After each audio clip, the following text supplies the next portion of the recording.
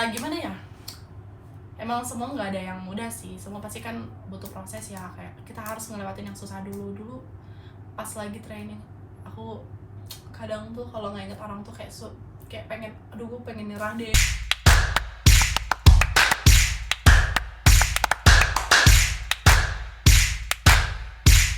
Dua, tiga. Hai. Jadi ini adalah first video kita di YouTube channel kita berdua. Gue Viva Dan gue Nanda.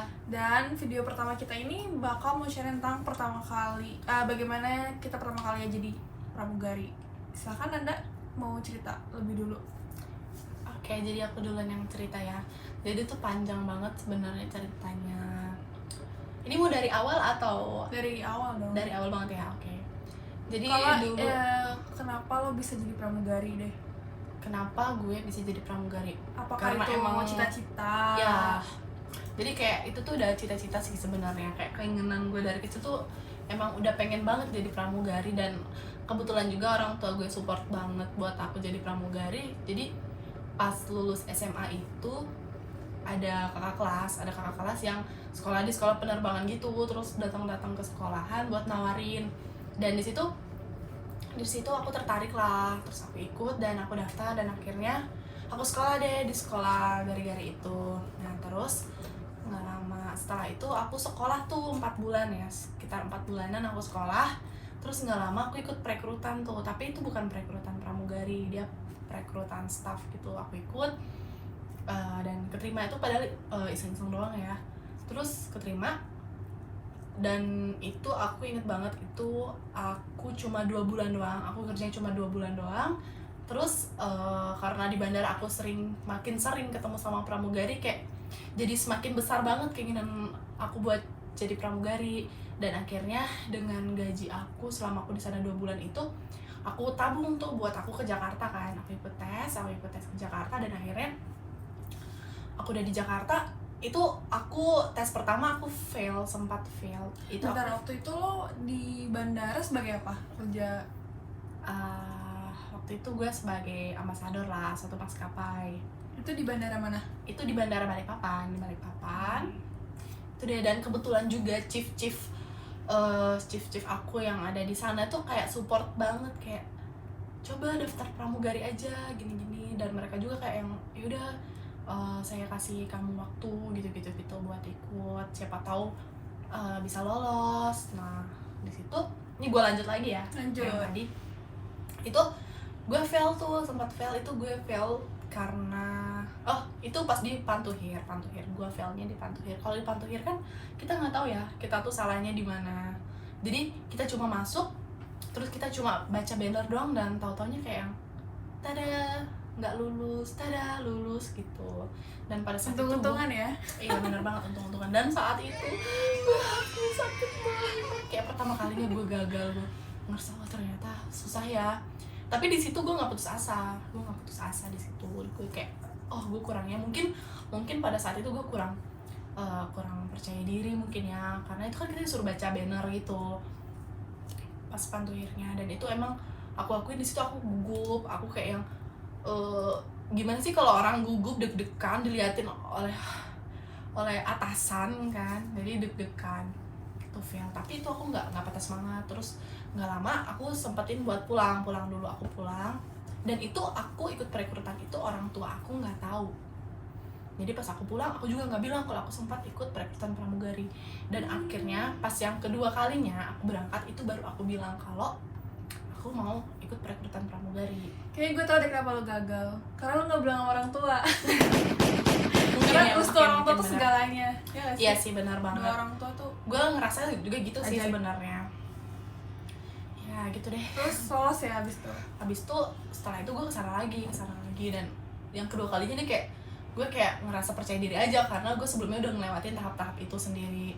Gue tahu gue harus gimana gue tahu. Dan akhirnya tada, gue lolos. Ini sedang banget di situ. Kita di sini sekarang.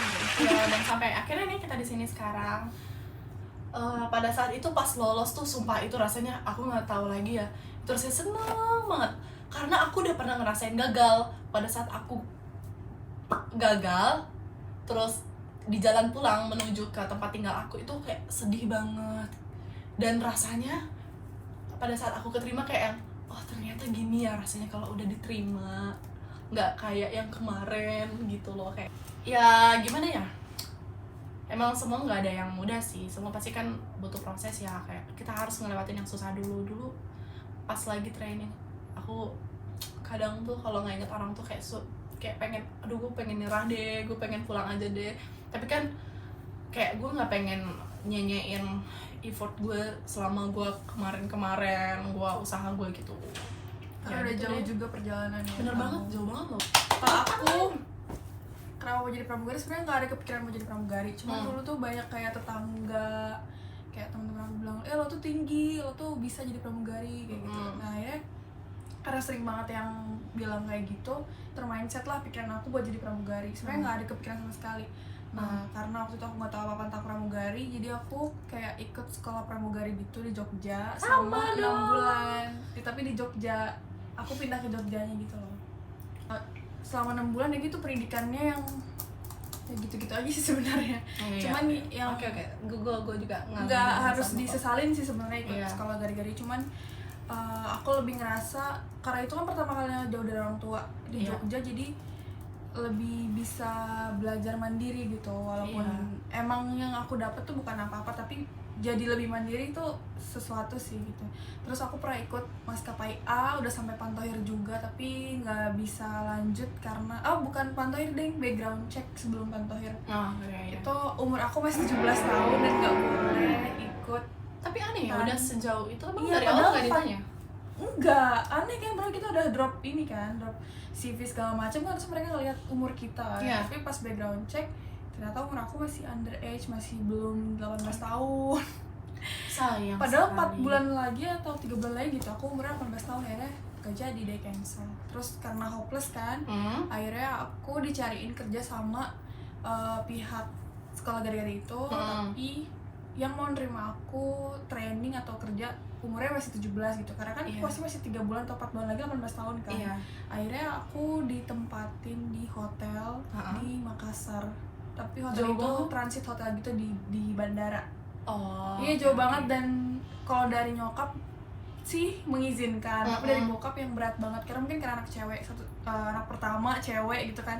Jauh banget kan Makassar itu, sampai yang ya udah berantem dulu sampai akhirnya dibeliin tiket buat ke Makassar, terus ya udah kerja kayak hampir setahun gitu, and then resign. Nah karena aku kan emang basicnya juga hotel, nyaman kan, udah ngerti juga ilmunya semuanya, udah punya pengalaman, aku akhirnya pindah lah ke hotel yang di Jogja.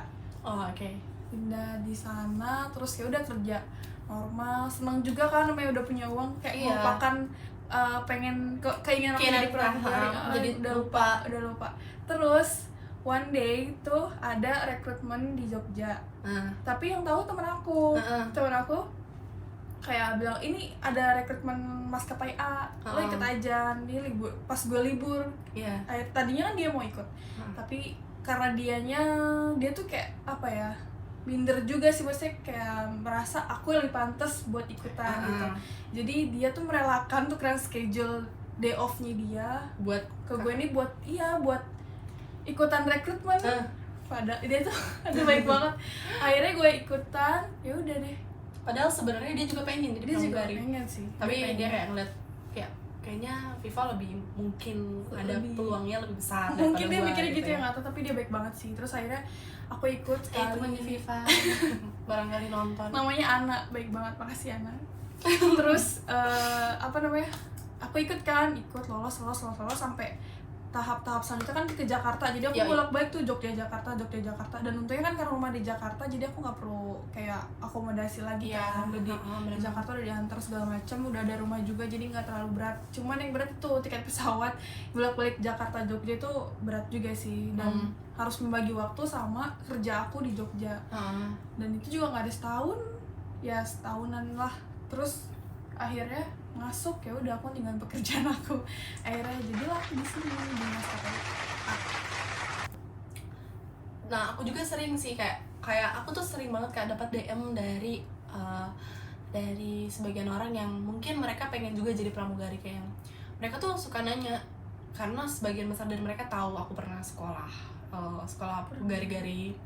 Jadi sebagian besar dari mereka kebanyakan nanya, Kak, sekolah gari-gari yang bagus tuh di mana, kayak gitu-gitu. Pada nanya, kakak dulu di mana sekolahnya. Ya aku sih bukannya nggak seneng atau gimana, udah sekolah itu ya ada, kita dapat untungnya. Cuma menurut aku pribadi kayak aku nggak terlalu nyaranin kalian buat ikut sekolah gari-gari, karena sebagian besar teman-teman kita yang udah jadi kayak kita, udah jadi pramugari itu mereka nggak ada maksudnya mereka nggak ada sekolah, ya nggak sekolah kayak gitu. Jadi kayak langsung daftar ke maskapainya. Iya bener banget gitu guys. Jadi sebenarnya emang sih kalau untuk dari segi ilmu ya emang gak repot apa-apa, cuma kalau aku pribadi nggak menyesali 100% sih, karena itu tadi aku bilang aku bisa jadi lebih mandiri aja. Bener, dan ketemu orang baru, ketemu teman baru, pengalaman baru, walaupun ya nggak ngaruh juga aku mau jadi pramugari atau enggak, nggak ngaruh sebenarnya ikut sekolah pramugari, cuman ambil sisi positifnya sih ke situ. Sih senangnya karena di sana tuh kayak gue tuh belajar memahami karakter orang, karena sih kan kita di tempatku itu kita diberi tempat tinggal asrama. Jadi kita tinggal bareng semuanya, jadi kayak yang kita tuh aku di situ belajar kayak memahamin karakter orang. Kita tuh cara kita nge-treat orang tuh kayak gini, kita nggak bisa sama ratain semua sifat orang, punya berbagai karakter. Karena pas kita terbang emang itu diterapin sumpah, karena di situ kan kita nih terbang sama setiap pramugara yang berbeda, setiap dari daerah yang berbeda. Iya, dari daerah yang berbeda tuh kita buat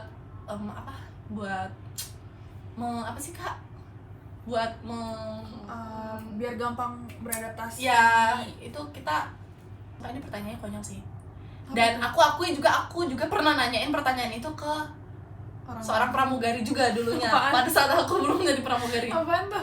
Kak, pramugari boleh nggak sih pesek? Itu dulu waktu aku belum jadi pramugari, itu termasuk salah satu ketakutan terbesar aku buat daftar. Kenapa lo berpikiran kayak seolah-olah tuh nggak boleh pesek gitu? Emang kenapa?